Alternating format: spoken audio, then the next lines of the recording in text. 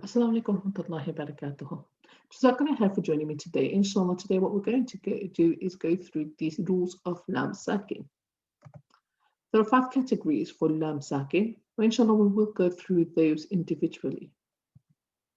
The first category consists of Laam of the definite article, which is Laam Ta'rif. And there's 2 cases for this type of Laam. There's Laam Qamariya and there's Laam Shamsiya. Laam Qamariya means the moon letters, and Laam Shamsiya basically means your sun letters. If we look at the moon letters are circled, and they consist of a phrase Abki Hajjaka Waqaf Aqimah. And then you have your sun letters that are not circled. The way to distinguish between them is through that phrase that I've just said, and also through the positioning of the recognition of the letter. So there is a sukun positioned just above that noun, and then you have the shadda on the third letter that indicates that it is actually a sun letter. So sun letters come with a shadda, which is a small sign of a W, and then the Qamariya letters, huruf al-Qamariya, the letters of the moon, come with a sukun, and you pronounce them. But in the Shamsiya, you do not pronounce the lam. So you'll say ash-shamsu, al-qamaru. So if you notice, I've pronounced my lam here, I've not pronounced the lam here. So that's the difference between the two. As I said, lam qamariya it comes in a collected phrase of abgi hajjaka waqaf aqimah. And these are those letters individually. Your lam al-qamariya, if it is idhar, which means you pronounce it clearly. There's a clear pronunciation with this lam. Now with your lam al-shamsiya, you have the rest of the letters for that, and it is a lam that you say with idgham, which means you are literally merging the letters alif with your third letter. So as we saw in the previous slide, we'll say ash-shamsu. We won't say the lam, we say ash-shamsu. So directly merging the alif with the third letter. Whereas with your letters of moon, we are pronouncing the lam. So that's the difference. So idhar, say it clearly, pronounce it clearly, and idgham, it means to merge the alif. You then have irregular nouns that cannot be broken down further from the alif lam. So we cannot have them without that alif lam. So they cannot be broken down, we cannot have them stand alone. You have the first category, which is ithhar, and it is basically followed by a ya and a hamza. So any letters that are followed by ya and hamza, it means that this is a lam, which is ithhar, that we say clearly. And these come into nouns, so they consist of, these are nouns. There is a different type of noun where you would pronounce the lam, where you would pronounce the lam, you say walladhan, alladhin, or ladhina, Allah, wallati. And these lams are basically your shamsiya, because as you notice, as we've said before, it does have your shadda, the sign of shadda. So this makes it idgham. They are nouns that cannot be broken down. So you cannot break them down. You cannot take the al out of them, but they are your nouns and they will come under the category of idgham. So we're merging them. And that's basically consists in your nouns. You then have the lam in verbs, nouns, commands, and prepositions, or particles. Now, this one, it looks quite tricky, but it is easy to remember.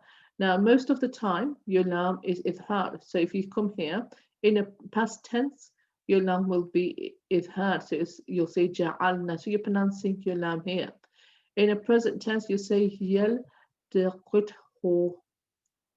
Then you will say, in the imperative, qul wa alqi. So here you are pronouncing your lam. So this is your examples of idhar. However, there is a rule that makes it idgham. So you pronounce it clearly, except for when the lam is followed by a ra or a lam. In that case, we begin to merge it. So we don't say qul, we say qul rabbi. Qul rabbi. And if you notice, I'm merging the qaf with the ra. Here you have the lam, so you'll say kullakum, kullakum. And here again, what am I doing? I'm merging my qaf with the lam, and I'm dropping this lam. And this is because there's an exception to the rule. I pronounce the lam in all cases of my verbs. So we're talking about verbs here. I'm going to pronounce them in verbs, except for when there is a ra or a lam following that letter. So any letters, when followed by a ra and a lam, I'm going to pronounce it with idgham and not with idhar, which means clear pronunciation. I hope that's clear. So anytime there is a lam within the verbs, we pronounce it clearly, except in one rule where we have a ra and a lam following that letter, or following that lam. So it's, we have a ra following the lam, we have a lam following the lam. So here we'll do merging. Laam Sakin in nouns is pronounced clearly, and it's always in the middle of the word. So every time you see a lam in the middle of the word, you know that that is in the noun. So here we're talking about the nouns, ism, and here fa'al, which is the verbs, okay, or fa'il, or fa'alin, fa'alun. These are the verbs, and you will pronounce the verbs clearly, except in the cases I mentioned for these two letters, and then in the nouns you will pronounce that as idhar as well. If we move on to Laam Sakin of command and Laam Sakin in particles or prepositions, you will have the lam that is pronounced clearly. So the Laam Sakin, when added to the present tense or verb, it becomes a type of a command, and it's preceded by thum, or if it's preceded by thumma, where, or fa, it becomes a command. So automatically it become a command when you have Laam Sakin added to the present tense verb. It becomes a type of command only if preceded by these three particles. So thumma, fa, and wa. And you have wal, so you're pronouncing that thummal and wal. So we are merging here. Okay, so we pronounce them, so we pronounce them clearly. Idhar, wal, thummal, wal. So we're pronouncing the lam. So when we pronounce the lam, that becomes idhar. Here you have two cases, hal and bal. Mainly these letters are pronounced with idhar, which means clear pronunciation, except for when they are followed by the ra and the lam, just as we saw in previous slide. You pronounce the lam, you say it clearly, except for when there is a ra or a lam following that. So you say barra, halakum. But there is an exception to this rule. So if you go to the Surah Mutaffifin, and by the way of reading through Hams and Asif, Ash-Shatabiyah, you have a slight pause on this particle, here. Have a slight pause. So remember we said hal and bul, and you see bul here.